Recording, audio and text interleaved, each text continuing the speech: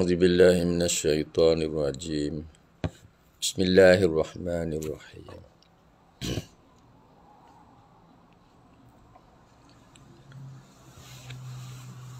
A'udzubillahi minasyaitonir rajim. Bismillahirrahmanirrahim.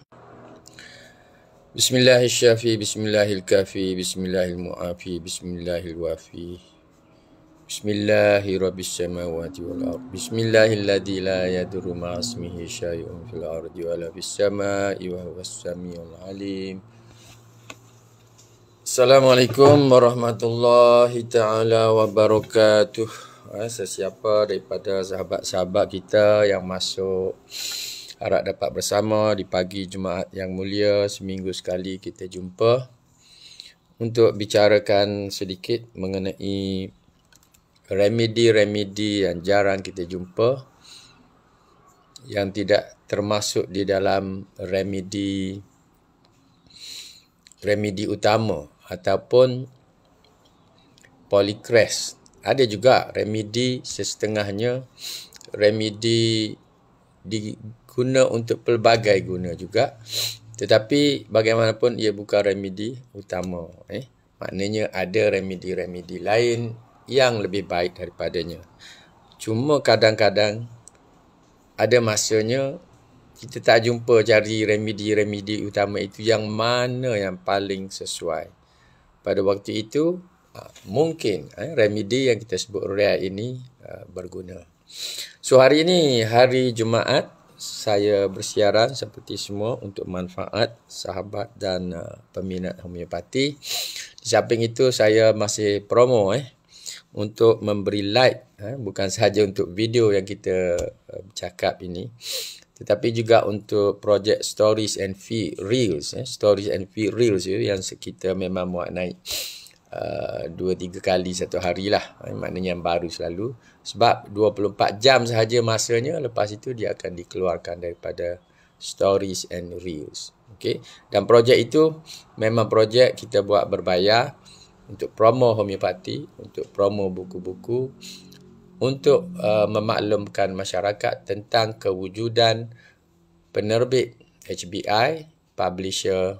Kita tukar daripada HBI, Health and Homeopathy Center, kita promo dengan nama HBI Publisher.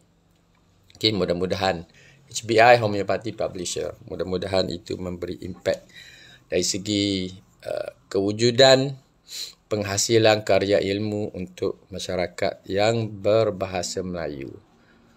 Okey, kita hanya maklum info dan itulah harapan kita. Sebab apa? Sebab kita ada sedikit like, ada 10 like pun okey, maknanya adalah sokongan dan dukungan daripada sahabat untuk mengkedepankan ilmu perubatan homeopati ini sebagai ilmu buat masyarakat Malaysia. So itulah hasrat Allahyarham Dr. Burhanuddin Al-Hilmi pun. Mudah-mudahan kita dapat apa kita sebut meneruskan usaha-usaha asas yang telah dimulakan oleh Allahyarham. Okey, sementara itu sebab hari ini hari Jumaat, saya galakkan kita sama-sama untuk bersalawat dan sampaikan salam kepada junjungan Rasulullah sallallahu alaihi wasallam. Mudah-mudahan apa yang kita bicarakan hari ini mendapat barakah dan rahmat, dan kita sama-sama dapat membolot pahala yang lebih banyak daripada hari-hari biasa, kerana ini adalah penghulu segala hari. Okey, so salam. Siapa yang tonton sekarang ataupun kemudian, saya harap semuanya berada dalam keadaan sihat afiat dan boleh mengikutinya. Nanti besok atau lusa, hari ini saya mula dengan remedi, esok atau lusa saya nak bicara sedikit mengenai, ialah sebab saya baru alami, tak pernah berlaku, tiba-tiba ada sedikit gangguan tekanan darah tinggi. Okey, walaupun hari ini tidak ada masalah. Saya rancang tadi nak pergi jalan-jalan sekejap 20-30 minit, tapi sebab semalam cuaca angin kuat, jadi saya hold on dan kita teruskan dengan projek Rare Remedies. Okey, so Rare Remedies hari ini sambung kepada minggu lepas. Kita bicara mengenai mengenai remedi. Saya ada keluarkan Microsoft Word yang berbeza. Okey. Minggu lepas kita bicarakan mengenai remedi anti-pyrenum. Okey, pyrenum itu satu remedi yang kita remedi rare, tetapi banyak juga simptom yang kita bicarakan pada minggu lepas. Ada sedikit berkaitan dengan kulit, berkaitan dengan masalah peningkatan sel darah putih, masalah kita sebut cyanosis, rasa pening, kegayatan, perpeluhan, ada albuminan darah dalam urin. Boleh jenguk balik kepada kita punya video. Okey, hari ini kita nak bicara mengenai satu lagi remedi. Berikutnya selepas ni masih dalam kumpulan rare remedies nombor 62, Apis chenopodiae clausi. Saya mulakan pengenalan dengan apa yang disebutkan oleh John H. Clarke. Okey, satu buku yang besar, lebih besar daripada Dr. Bory. Katanya biasanya remedi ini boleh digunakan untuk masalah kolik. Okay, maknanya sakit perut, memulas. Boleh juga digunakan untuk koriza. Koriza maknanya macam sesemua lah, keluar lendir daripada hidung yang terhasil daripada keradangan dalam selaput lendir kita, dalam hidung, dalam tekak, berlaku koriza. Ada setengahnya, mungkin bagi setengah orang mungkin boleh digunakan untuk batuk-batuk, untuk cirit-birit, sakit kepala, masalah tenesmus, sakit gigi juga ada. Okey, itu pengenalan yang diberi oleh Dr. J.H. Clarke. Banyaklah ceritanya, kena rujuk kepada Materia Medica John Henry Clarke. Tapi senarai yang diberikan oleh J.H. Clarke ini menunjukkan berguna untuk kolik, koriza, batuk, walaupun tidak meluaslah kegunaannya batuk. Bagi setengah orang baik, mungkin setengah orang tak. Diarrhea, sakit kepala, tenesmus, bukan 6 atau 7, dan sakit gigi lah. So, apa yang disebutkan oleh Dr. Bory, kita juga kena promo buku ni. Ada lagi mereka yang di luar yang masih belum memiliki, khususnya mereka yang sudah belajar homeopati ataupun pengamal homeopati. Ada juga yang ramai lagi masih belum miliki. Kalau kita kira kuantiti buku yang terjual dengan jumlah pengamal dan jumlah bekas-bekas pengamal, orang lama, orang baru, peminat baru pun jauh lagi, maknanya ramai yang belum ada. Sebab itu kita iklan dalam stories and reels itu, kita iklan banyak lah. Dan itu semua iklan kita bayar untuk orang yang buat. Sebab itu ia berbeza dengan yang orang lain buat. Okey, Apis mengambil sebahagian besar sifat-sifat pokok. Ini permulaan pengenalan daripada Bory. Maknanya sifat-sifat pokok itu menggambarkan apa yang dia boleh buat.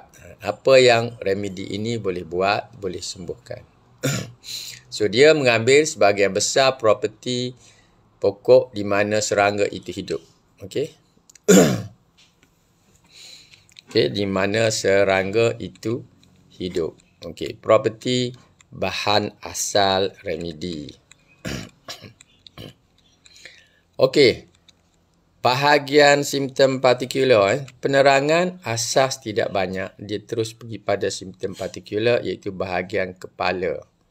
Kita boleh cek balik dengan yang diterangkan secara ringkas dalam pengenalan remedi oleh J.H. Clarke tadi. Bahagian kepala dikata sedih. Maknanya ini bahagian minda walaupun dia letak bawah bahagian kepala. Kalau sedih, maknanya itu bahagian mental. Sakit, ada sakit melarak dengan pergerakan. penjelasan mengenai sakit. Ini maknanya sakit kepala. Sebab bahagian kepala. Jadi bila dia sebut sakit tu, sakit apa? Sakit kepala lah. Okay, orangnya sedih. Mungkin ada kaitan dengan kesedihannya, maka dia sakit. Sakit itu sakit kepala. Dan kalau dia bergerak, melarat. Bergerak, melarat. Apa makna? Maknanya kalau dia nak buat kerja sedikit, bangun pagi nak buat kerja, melarat. Sakit kepalanya melarat. Fikirannya terdampar ke sini dan ke sana. Ini terjemahan yang mungkin jaranglah kita jumpa. Dan ayat ataupun perkataan yang digunakan oleh Dr. Borik dalam buku tersebut juga jarang kita jumpa. Tidak ada pun di dalam remedi lain. Sebab dia kata, brain seems swash hither and thither. So, perkataan atau frasa itu kita nak terjemahkan sebagai apa? Swash satu hal, hither and thither itu satu hal. So, ini bagaimana menterjemahkannya? So, saya terjemahkannya sebagai fikiran terdampar ke sini dan ke sana. Apa tu maknanya? Fikiran kita, apa yang kita fikir itu tidak boleh dibawa ke mana yang kita hendak. Fikiran kita tu macam terhuyung, melayang ke suatu tempat dan kita bersandar di sana. Macam kita terdampar di pantai lah. Begitulah katanya fikiran itu swash, terdampar ke mana-mana lah. Itu gambarannya. Wallahu alam lah. Mungkin sesiapa yang ada perasaan seperti itu, dia boleh dapat gambarkan. Kalau tidak, sukarlah. Sebab perkataan ini hadir hasil daripada proving ataupun uji bukti ubat homeopati. Seterusnya, okay, itu bahagian sakit kepala tu yang diceritakannya tu. Seterusnya koriza. Ada koriza, kita sebut tadi. Koriza ni air meleleh. Keluar dari hidung, dari mulut. Kita bangun pagi, seperti kita bangun pagi tadi. Kita mungkin ada air meleleh. Itu boleh jadi sesama, boleh jadi koriza. Koriza tu puncanya dari dalam tu dia ada keradangan. Okay, tak apalah. Tapi koriza atau sesama, kita ada banyak ubat. Kita tak risau pasal Efis ni. Sebab ubat bagi sesama itu banyak. Ada yang siapa yang pernah guna lah. Arsenicum, aconite, ada gersemium, ada dukamara, natrium mur. Banyak lah. Banyak.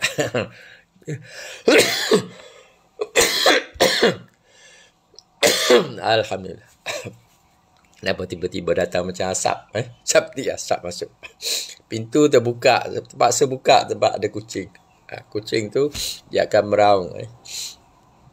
Dia akan meraung kalau tak buka. So terpaksa buka. So koriza. Okay. Simptom penting. Koriza bagi Efis ada rasa membakar atau menggigit dalam lubang hidung. Membakar tu kita boleh identifikasikan dengan beberapa remedi homeopati. Mungkin Efis, mungkin arsenicum. Membakar dalam bahagian rongga tubuh. So di sini bagi Efis ni koriza beserta dengannya ada rasa membakar dan menggigit dalam lubang hidung. Dia kata cuma dalam lubang hidung ni rasa membakar, maknanya panas membakar. Rasa sesuatu menggigit. Okey. Menggigit.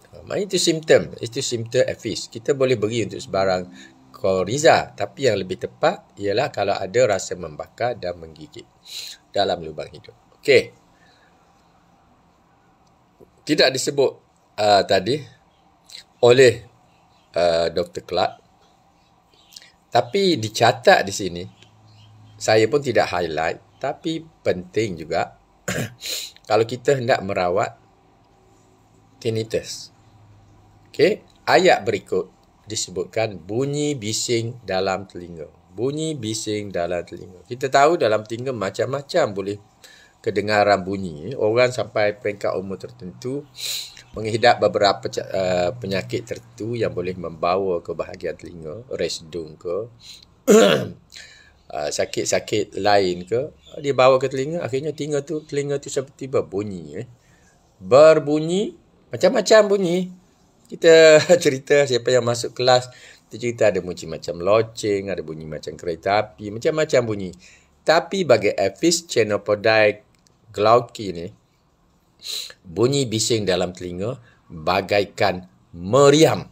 Okey, boleh faham tak? Bagaikan meriam. Sebab apa? Memang terjemah begitu. Sebab noise in ears as of cannon. Okey. Bunyi dalam telinga-telinga seolah-olah bunyi meriam.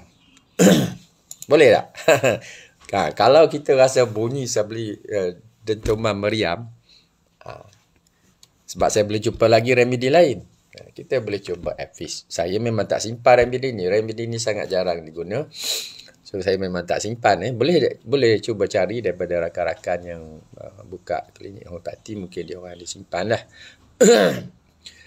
Okey. So, itu berkaitan dengan tinnitus lah istilah perubatannya sebenarnya. Bunyi bising dalam telinga tapi bagaikan meriam. Muka pula warna kuning. Bahagian muka dia warna kuning. Okay. Muka saya ni tak pastilah warna apa lah. Ada kemerahan sikit ke macam mana. Tapi dia kata muka kuning. Maknanya jelas nampak itu muka kuning. Kuning seperti apa? Wallahualam. Mungkin kuning seperti bayi yang kena penyakit kuning. Tapi disebut muka kuning. Ada neuralgia sebelah kanan orbit. Maknanya ni bahagian mata. Ada sakit saraf bahagian orbit. Serta lakrimasi melimpah. Maknanya ada cecair. Ada air mata keluar. Banyak melimpah. Bila dia sebut melimpah, banyaklah. Kenapa melimpah? Bukan saya tambah melimpah. Melimpah itu sebab perkataannya disebut, dia bukan lacrimation, dia sebut profuse lacrimation. Profuse ini istilah bagi maksud melimpah, banyak maknanya. So, kalau berair banyak keluar daripada mata dengan sakit bahagian saraf sebelah kanan ni, saya tunjuk sebelah kanan, sahabat semua lihat di sini sebelah kiri ya. Ini sebelah kiri saya, dia akan jadi sebelah kanan yang sebelah kanan orbit. Okey, sekarang kita pergi pada satu simptom lain. Sakit yang lain, sakit gigi. Okey, sakit gigi macam-macam bergantung kepada simptom, macam-macam ubat. Tapi untuk remedi ini, sakit gigi lega dengan perpeluhan hangat yang umum. Sakit gigi. Sakit, tahulah sakit gigi tu memang tak sedap duduk lah orang kata. Sakit gigi tapi bila berpeluh di mana-mana bahagian badan, dia rasa lega. Dalam kurungan disebut chamomilla. Maknanya simptom ini, saya tak nampak Poner Liza hari ni. Mungkin masih berehat lah sebab hari ni hari cuti. Chamomilla atau Apis. Sakit gigi, simptom dia lega dengan perpeluhan hangat yang umum. Okey. Sakit gigi pula menjala ke telinga, menjala ke bahagian telinga, bahagian pelipis berhampiran dengan telinga dan tulang pipi. Okey. So ada dua ayat di sini. Satu, sakit gigi lega dengan perpeluhan umum. Yang kedua, sakit gigi pula sakit tu menjala hingga ke telinga, ke pelipis dan tulang pipi. Okey. So dibandingkan juga remedi ini dalam masalah sakit gigi dengan Plantago. Okey. Plantago ni antara remedi yang saya pernah guna jugalah. Dia pun remedi rare. Tapi maknanya simptom ini hampir sama dengan Plantago. Okey, so bahagian chamomilla tadi sakit gigi lega dengan berpeluh yang hangat. Yang Plantago yang hampir sama dengan Plantago ni dia kata sakit gigi menjala ke telinga, pelipis dan tulang pipi. Okey. Boleh sudah banyak dah ada sebut. Walaupun dia adalah remedi rare dan bukan kita kata pelbagai guna. Tapi untuk Coriza untuk sakit kepala yang melarat dengan pergerakan, untuk bunyi bising dalam telinga bagai meriam, untuk sakit saraf di bahagian orbit mata dengan lakrimasi.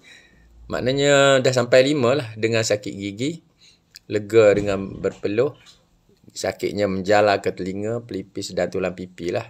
Sebenarnya bahagian ni lah. Maknanya seolah-olah macam polikres. Tapi mungkin sebab simptomnya tidak melebar, tapi kategorinya banyak.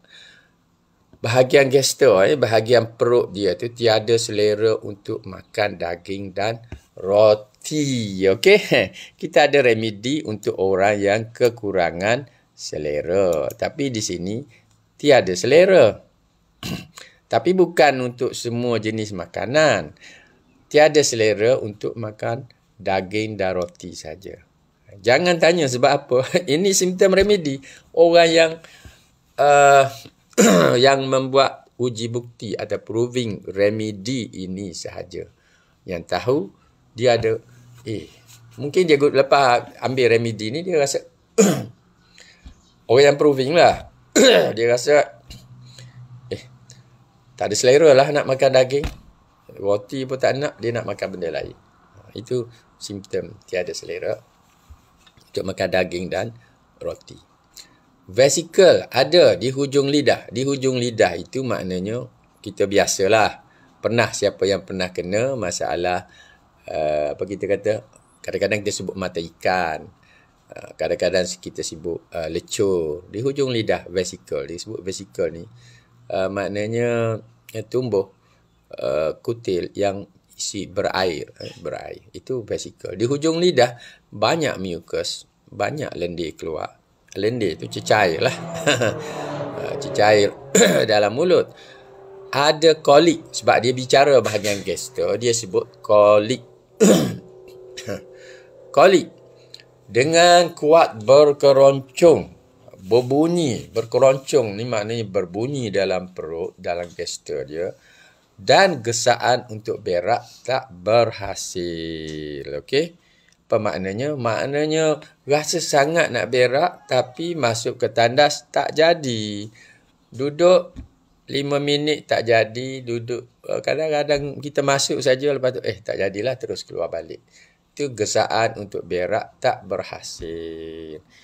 Okey, istilah yang selalu disebut dalam perubatan homeopati khususnya ialah tenesmus. Okey. Rasa sangat nak berak tapi masuk tak nak berak. Tak jadi nak berak. Tak terasa pun. Sebelum pergi tandas rasa. Tinja bahagian najisnya kalau keluar keras dan berketul. Maknanya ada ciri-ciri sembelit. Tapi dipopularkan remedi ini sebagai remedi yang diarrhea ataupun cirit-birit di waktu pagi. Dengan ada desakan yang menyakitkan dan membakar dalam dubur. Okey, ada diarrhea dan rasa terdesak untuk pergi buang najis cerit-berit itu dengan desakan menyakitkan dan membakar dalam dubur. Tadi kita ada sebut membakar kalau masih ingat. Maknanya membakar ini antara simptom penting remedi ini. Membakar dalam dubur, ada tekanan dalam rektum.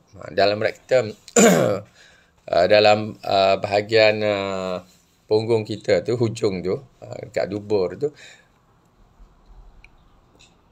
ada rasa tekan. Ada rasa tekanan dan bukan di situ saja. Tekanan ini bukan saja dalam rektum. Okey, tetapi juga dalam pundi kencing. Bahagian tempat kita nak kencing tu rasa sesuatu yang menekan.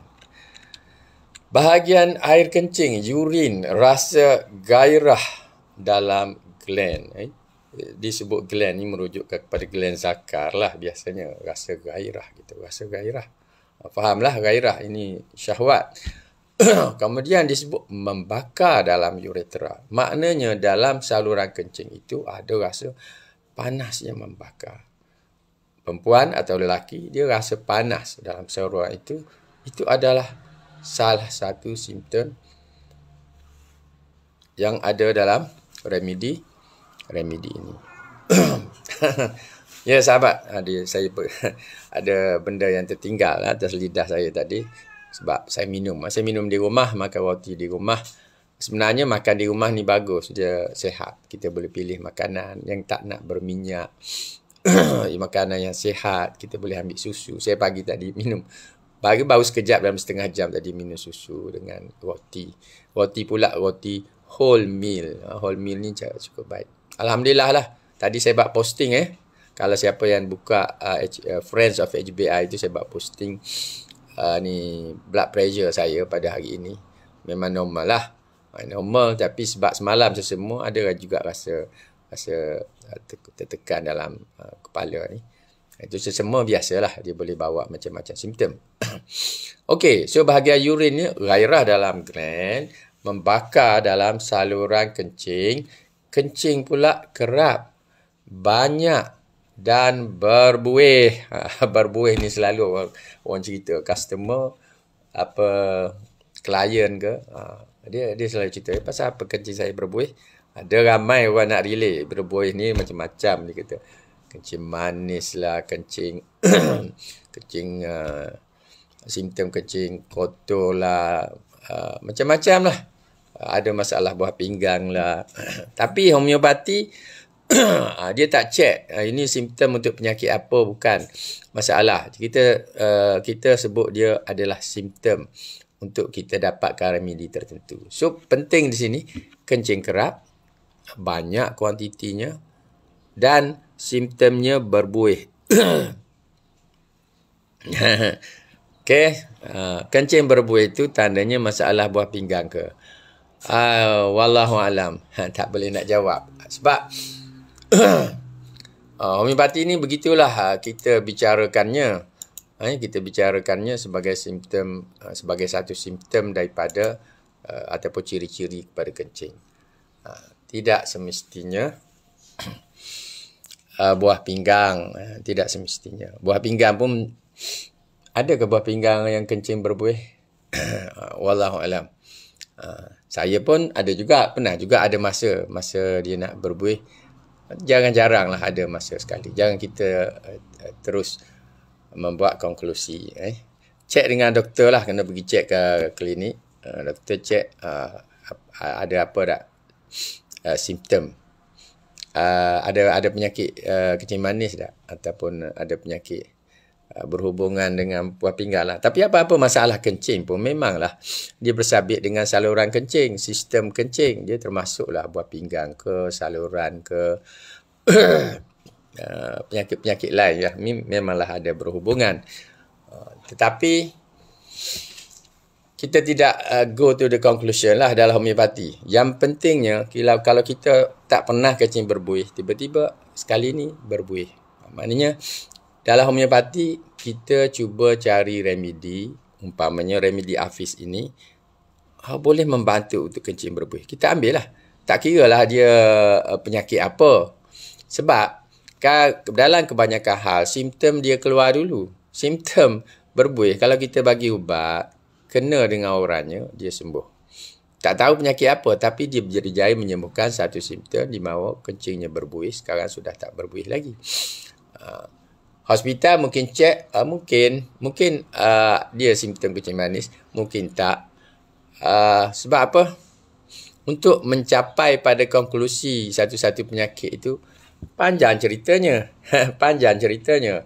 Dan banyaknya dia nak periksa. So, kita go by symptom. Okay, go by symptom. So, kebetulan remedi yang kita sebut ini ada kaitan kalau ada kencing kerap, banyak dan berbuih. Dia mungkin bantu. Kita pun ada remedi biokimia untuk kencing seperti ini. Bahagian belakang sakit teruk. Okay, so tadi masalah kencing, urin, masalah kencing. Tapi dia tak sebut pun tenesmus, tak kait. Yang bahagian tinja tadi, bahagian gester disebut. Belakang sakit teruk dalam kawasan sudut dalaman bawah tulang kipas. Sudut dalaman, bahagian dalam tulang kipas ni. Bahagian dalaman katanya bawah tulang kipas bergerak ke dalam dada. Dan sebab di dalam buku Dr. Borik, dia italikkan simptom ini, maknanya simptom ini penting. Sakit kuat dalam kawasan sudut dalaman tulang kipas. Maknanya simptom paling penting daripada banyak simptom yang ada dalam remedi ini. Seperti juga tadi yang kita sebut sakit gigi lega dengan perpuluhan hangat yang umum, hampir chamomila. Itu pun diitalikkan oleh Dr. Borik. Maknanya ada dua simptom dalam remedi ini yang penting untuk kita beri perhatian. Satu, sakit gigi lega dengan perpuluhan umum. Ditambah kalau lagi ada simptom sakit menjala ke telinga, pelipis dan tulang pipi, itu pastilah lagi jelas. Okey, so yang kedua ini disebut sakitnya teruk. Sakit teruk. Dengan sakitnya di kawasan bawah tulang kipas kiri. Tulang kipas kiri lah, saya sebut sebelah sini lah. Dan bergerak ke dalam dada. Sakit tu bergerak ke dalam dada. Okey, lupa saya sebut tadi, membakar dalam uretra itu kita dah sebut. Membakar itu kita dah sebut di beberapa tempat. Membakar dan menggigit dalam lubang hidung. Yang bahagian urinnya membakar dalam salur uretra, salur kencing. Ada 3 tempat ni saya perhatikan ada perkataan membakar, itu sakit membakar. Okey, apa lagi? Demam. Okey, disebut demam itu kalau kita demam menggigil seluruh badan, menggigil. Seperti demam kena demam sejuk sakit teruk menggigil seluruh badan. Sekali lagi sebut perkataan membakar, betul lah saya sebut 3 tadi. Sekali lagi, membakar dalam telapak tangan. Membakar dalam telapak tangan ni, peluh panas atas katil. Maknanya dia tidur, sebab demam dia tidur dan rasa peluhnya panas sangat atas katil. Itu simptom bagi Apis chenopodai Glauci ataupun Glauci, saya tak cek apa sebutannya, tapi itulah untuk Apis chenopodai. Okey. So, last simptom partikularnya ialah bahagian demam, so menggigil seluruh badan, membakar dalam telapak tangan. Kalau bercampur dengan membakar dalam uretra, membakar dalam lubang hidung, rongga lain, lagilah mendekati kepada remedi. Sini membakar dalam telapak tangan. Hubungan bandingkan dengan natrium sulf. Perhatikan dikata natrium sulf. Bila disebut bandingan di situ, maknanya natrium sulf ini ada banyak simptom dalam ni juga yang mungkin lebih sesuai dengan natrium sulf. Seperti yang kita maklum, banyak kes-kes yang berhubungan dengan saluran kencing, bagus kita guna natrium sulf. Okey. Okay, siapa yang dah ambil kelas material medika biokimia, kita dah belajar natrium sulf tu. Maknanya kita tahulah, bolehlah sedikit sebanyak gambarkan Apis chenopodai ni sejauh mana ia mendapati dengan natrium sulf. Okay, sebab itu kita kata remedi yang lebih kita kata bersifat polikres, yang bersifat dengan sifat-sifat biokemik. Itu remedi yang pelbagai guna, kerap guna. Yang ni jarang guna. Tapi kalau kita tak jumpa simptom dia di tempat lain, kita belilah Rapis ni. Juga boleh dibandingkan dengan Naxwamika. Ini yang disebutkan oleh Dr. William Borik. Potensi berapa kita nak guna? Potensi ke-6 hingga 30 oleh Dr. William Borik. Saranan orang lain mungkin adalah potensi lain. Tapi saya lebih cenderung untuk kita fokus kepada potensi 6, 12 dan 30 sahaja. Sebabnya dalam senarai simptom yang kita lihat tadi, kebanyakannya simptomnya bersifat fizikal. Tak banyak bahagian mentalnya, cuma disebut sedih, fikiran terdampar ke sana sini. Itu saja yang disebut. So, gunalah remedi pada potensi ke-6 hingga 30 sahaja. Okey. So, itulah saya harap cukup. Alhamdulillah. Kalau tidak saya kena tambah kena tambah data ni. So, alhamdulillah cukuplah kita bicara sehingga ini sudah kira-kiranya lebih kurang setengah jam jugalah. Mudah-mudahan apa yang saya sampaikan pada pagi ini walaupun yalah tak perlulah sampai sejam pun, alhamdulillah kita dapat cover lah bagi remedi, rare remedies yang ke-62 dalam buku jilid 1 Materia Medica homeopati yang kita saring daripada buku Dr. William Boric, Homeopathic Materia Medica with Repertory. Dan juga sekali lagi saya seru, samping kita beri khidmat untuk bawa manfaat, untuk beri like kepada kita punya reels dan juga kepada stories, bantu untuk kita upkan kita punya promo. Okey, salam terima kasih daripada saya. Semoga kita semua berada dalam sihat walafiat pada hari Jumaat hari ini dan seterusnya hari-hari berikutnya. InsyaAllah esok atau lusa saya akan nak bicarakan yang ini dalam grup kita, dalam grup Friends of HBI, siapa yang pernah berkursus dan siapa yang beli buku kemudian minta masuk dalam kumpulan ini pun boleh juga kena info saya, kita boleh addkan. Itu sahaja daripada saya. Assalamualaikum warahmatullahi taala wabarakatuh. Sama-sama semuanya.